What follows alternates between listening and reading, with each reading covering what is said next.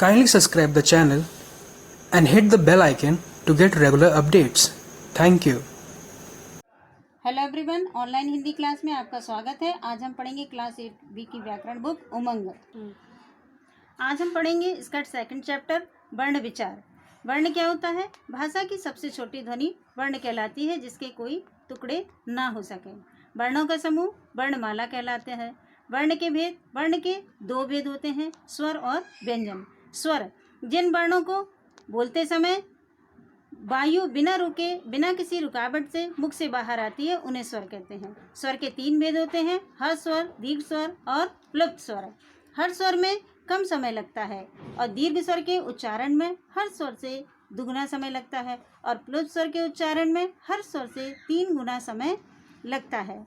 स्वर की मात्राएं, स्वर का बदला हुआ स्वरूप मात्रा कहलाता है। जैसा कि आप तालिका में देख रहे हैं कि हर स्वर की एक अपनी मात्रा होती है। व्यंजन जिन वर्णों के उच्चारण के लिए स्वरों की सहायता लेनी पड़ती है, वे व्यंजन कहलाते हैं। व्यंजन के 3 भेद होते हैं, स्पर्श व्यंजन, अंतस्थ व्यंजन और ऊष्म व्यंजन। स्पर्श व्यंजन जिन वर्णों के उच्चारण में जिह्वा मुख के विभिन्न भागों को छूती है, उसे स्पर्श व्यंजन कहते हैं। ये 25 होते हैं। अंतस्थ व्यंजन जिन व्यंजनों के उच्चारण में श्वास का अवरोध बहुत कम होता है, वे अंतस्थ व्यंजन कहलाते हैं। ये संख्या में 4 होते हैं। ऊष्म व्यंजन जिन वर्णों के उच्चारण में मुख से गर्म वायु निकलती है, उसे ऊष्म व्यंजन कहते हैं। ये भी संख्या में 4 होते हैं। संयुक्त वर्ण 2 या 2 से अधिक व्यंजनों के संयोग से बनने वाले व्यंजन संयुक्त वर्ण व्यंजन कहलाते हैं। जैसे छ, त्र, ज्ञ।